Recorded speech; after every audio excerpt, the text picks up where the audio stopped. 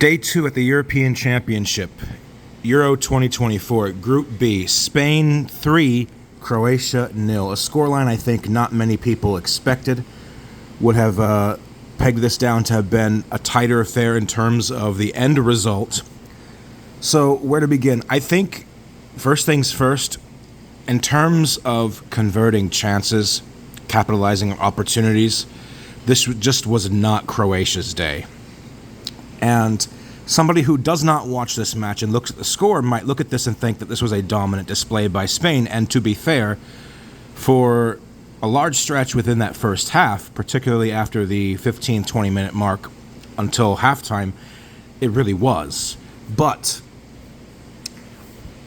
I think that for Croatia, the lack of finesse, the lack of sort of like a clinical polishing up front really proved costly in this match. Now, inside the first 20 minutes, Budimir for Croatia in the 15th minute, the 22nd minute, he had a couple of decent looks on goal. Not much towards in terms of finishing.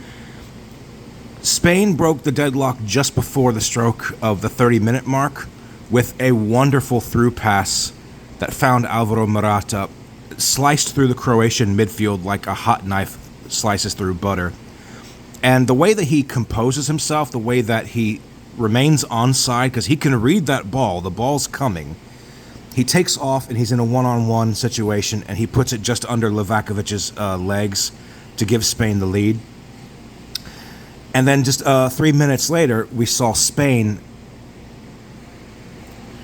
orchestrate through the midfield again with that finesse. Fabian Ruiz, he weaves through traffic and he hits it into the opposite corner that his teammate does to double Spain's lead in the 32nd minute, giving him already at this point in the game a goal and an assist. And at this point, Croatia has just been sucker punched because they look promising going forward when they have the ball, despite the fact that for the first half an hour, they do relent the lion's share of possession to Spain.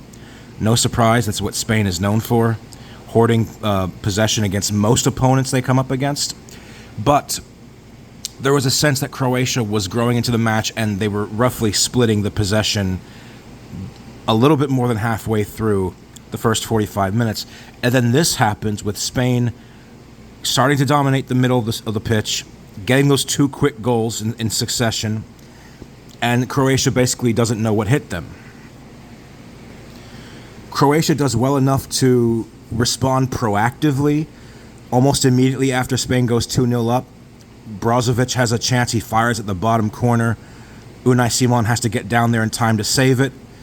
Lovro Majer, he tries to score the rebound, but it hits the side netting. So Croatia is responding right away, and they're trying to pull one back before the halftime. They don't quite get there. And there's another opportunity, a major opportunity. Gvardiol flashes right across the face of the goal. Budimir can't get to the end of it on time to poke it in, to give Croatia a 2-1 deficit, pull one back heading into the break. And to make matters worse, Spain triples their lead.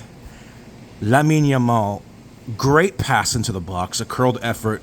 Dani Carvajal slides in there to get on the end of it from close range, and it's 3-0, and it's a total decimation in scoreline, but not necessarily in terms of the field of play.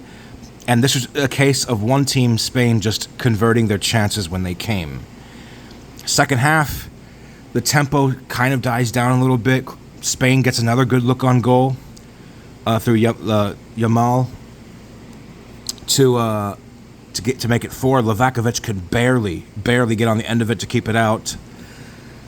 But for the most part, the tempo is kind of died down a bit. And then the 72nd minute rolls around and Croatia gets a penalty.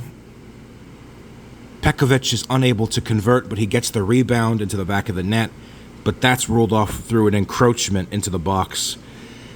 Croatia cannot catch a break in this game, and my thoughts on this for Croatia would be to urge caution against reading too much into this, because We still have to see how they do with Albania and a relatively young Italian side entering this tournament.